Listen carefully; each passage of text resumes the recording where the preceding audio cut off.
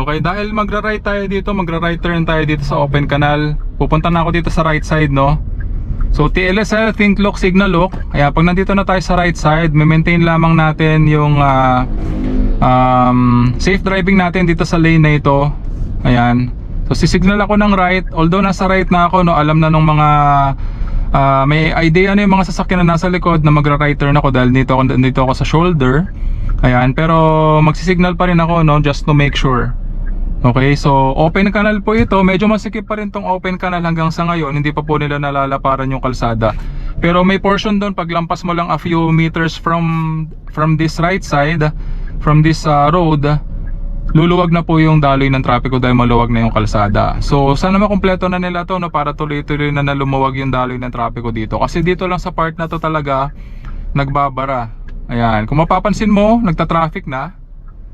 Ayan, so magra-right turn lamang tayo dito, no. Pag ganitong magra-right turn ka, medyo alanganin kasi merong malaking boulder dito. So iiwas tayo dyan, maglalagay tayo ng malaking space. Ayan, at pag tumapat na yung side mirror ko sa kanto, saka ako sisimulan yung pag-right turn. Ayan, be careful lang din mga ka-fixit na when making a turn, kapag sa mga ganitong klase ng kalsada, tignan mo rin yung gilid mo, no? Kasi minsan pag may enough na space, sisingitan ka ng mga nakamotor o kaya mga nakabisikleta, no? May mga ganun talaga mga ka-fixit, hindi po maiiwasan yan. Kasi yung iba masyadong nagmamadali or gustong makauna, kahit na alanganin, pipilitin po nilang singitan ka. So, kaya hindi ko rin masisi yung ibang driver bakit ginagawa nila. Dinidikit talaga nila yung sasakyan nila para hindi nila sila makasingitan sa kanan. Kasi siguro iniiwasan din nila yung ganong klase ng senaryo at baka mauwi sa disgrasya. Pero ako, as a defensive driver, pag may mga ganon na gustong sumingit, pinapauna ko na lang, no? Hinahayaan ko na lang. Kesa naman mauwi pa sa road rage, no? Hinahayaan ko na lang po yung mga ganon. Basta wag lang nilang tatamaan yung sasakyan, no? Pero pag tinamaan nila yung sasakyan, ay ibang usapan po yan. Okay? Ayan, delikado tong poste na to. Dapat maalis rin po nila yan, nasa gitna. Okay? So sa pagkakataon na ito, ibabahagi ko sa iyo paano ba tayo makaka-overtake safely, no? Safe overtaking. Safe and responsible overtaking po mga ka-fixit. Okay? So kapag ka nag-overtake, palagi mo tatandaan, kailangan safe yung pag-overtake mo and defensive driving, no? Huwag kang overtake ng alanganin. Kung kita mo naman na may kasalubong ka, medyo mabilis yung kasalubong mo, wala kang enough space para makapasok ulit, huwag mo na ituloy. Huwag kang overtake. And we are only overtaking when we need to and not when we want to. Okay? Kasi pag umo-overtake tayo dahil sa gusto lang natin, andyan yung maro-road rage tayo o kaya ma-involve tayo sa aksidente. Okay mga ka-fixit? So sa pagkakataon na ito, free-flowing traffic, medyo mabilis yung daloy ng traffico. So, at saka walang no, kung mapapansin mo, walang guhit yung kalsada. Yan, hindi mo masyadong ma-identify kung saang lane ka pa talaga dapat. Okay? So, pagka ganito mga ka-fixit, drive safe lang, no? Be defensive driver kasi wala pang guhit, no? Ayan, so balik na tayo dito sa merge ng traffic. 4 lanes ang kalsada na ito. So divided by 2, ayan. So dalawa dito papunta doon, and yung opposing traffic sa kabilang side, dalawang lane din yan. Okay? So sa pagkakataon nito, there's no need to overtake dahil mabilis naman yung takbo ng mga sasakyan, hindi naman kailangan at wala namang obstruction sa harapan ng sasakyan mo. Pero kung mga halimbawa, nandiyan ka sa shoulder, tapos may pumick up ng pasahero na jeep or tricycle or anything na ma-obstruct ka sa iyong pagmamaneho, yan, pwede kang overtake given na safe overtake. Okay? So sabi ko nga, pag-overtake dapat clear yung harapan, no? Kung meron pang sasakyan na paparating, dapat malayo ang distansya niyan, meron kang enough space para maka-overtake safely, and dapat makakabalik ka sa linya mo safely mga ka-fixit. Tapos, meron pang mga road markings tayong sinusunod kapag ka double solid yellow line, hindi po pwedeng overtake. That is prohibited on certain areas, lalo na sa mga kurbada at sa mga fast moving traffic na mga kalsada. So, kapag ka naman, merong solid line and merong broken line, kung nasa side mo yung broken line, ayan, pwede kang overtake given a may safe opportunity. Kapag ka nasa side mo yung solid line, ayan, hindi ka pwedeng overtake. Okay? So tandaan, kapag ka broken line nasa side mo, pwede kang umovertake, pero pag solid line ang nasa side mo, hindi ka pwedeng umovertake. Okay mga ka-fixit? So i-applicable din dito yung defensive driving technique na tinatawag na TLSL, think, look, signal, look. So nag-iisip muna at mag-decide kung overtake ka ba o hindi, no? Signal, look again. Ayan, look muna sa side mirror, rearview mirror, sa aking camera, then signal your intentions, then look again bago mo initiate yung overtake. Okay? Para safe po tayo mga ka-fixit. Safe din yung mga nakakasabay natin sa kalsada. Okay? So think, look, signal, look. Applicable po yan sa lahat na ginagawa natin sa defensive driving natin all throughout our driving experience mga ka-fixit. Okay? Huwag mong gawing manghuhula yung mga sasakyan na nakakasabay mo sa kalsada.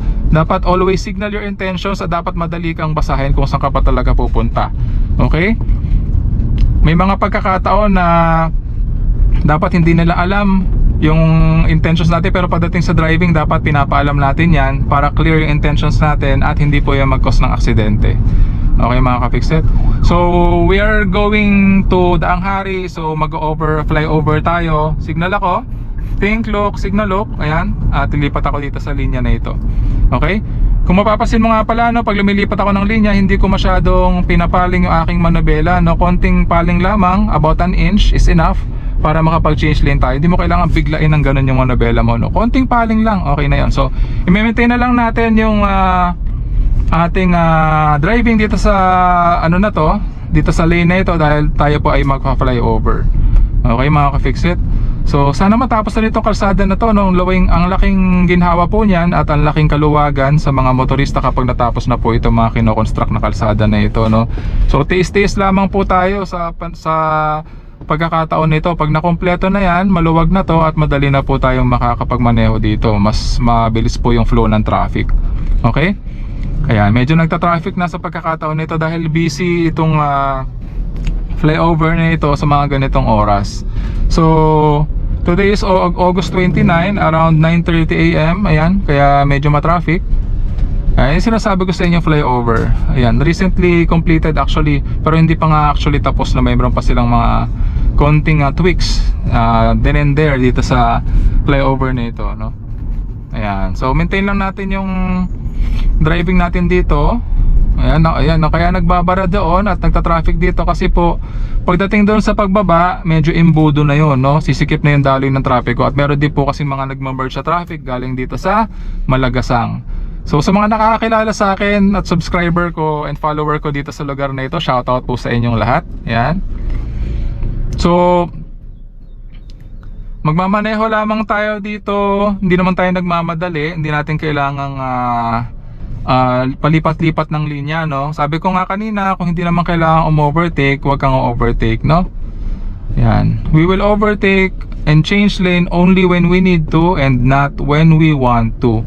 Kaya nagkakaroon po ng road rage minsan kasi yung iba, palipat-lipat ng linya, overtake dito, overtake doon, kahit alanganin, walang pakialam. Kaya po nauuwi sa road rage. Okay mga ka-fixit? So pagdating nga pala sa safety driving, yung sinasabi ko sa inyong TLSL or think, look, signal, look, hindi lamang po yan applicable kapag tayo po ay nag-change lane or kapag tayo ay umu-overtake.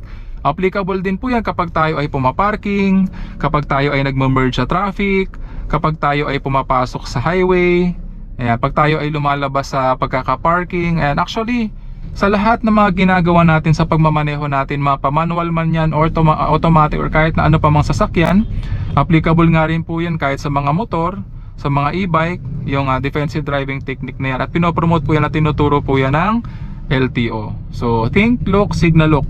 Palagi mong gagamitin yan all throughout your driving experience. So habang nagmamaneho ka pa lang at nag-aaral ka pa lang magmaneho, kung ikaw ay student driver pa lamang, isa puso mo yan at isa isip mo dahil napaka-importante niyan sa pagmamaneho. So makakatulong yan sa'yo at makakatulong din yan sa ibang motorista, no, para safe tayong lahat sa pagmamaneho natin. Okay mga ka-fixit? So practicein mo lang yan, lahat ng mga tinuturo ko sa iyo dito sa ating channel. Ang dami nating video, panoorin mo yan mga ka-fixit, at yan ay magiging reflex action and muscle memory ng iyong katawan. And someday, hindi mo na yan kailangang isipin. Talagang kusa na yung katawan mong gagalaw para sa iyo dahil mayroon ka ng sapat na experience at kasanayan sa pagmamaneho. Okay mga ka-fixit? So palaging tatandaan na walang sino man ang pinanganak na magaling. Kailangan natin ng sapat na panahon at pagsasanay upang maging magaling tayo sa anumang bagay. More of these videos in FID TV, sharing information.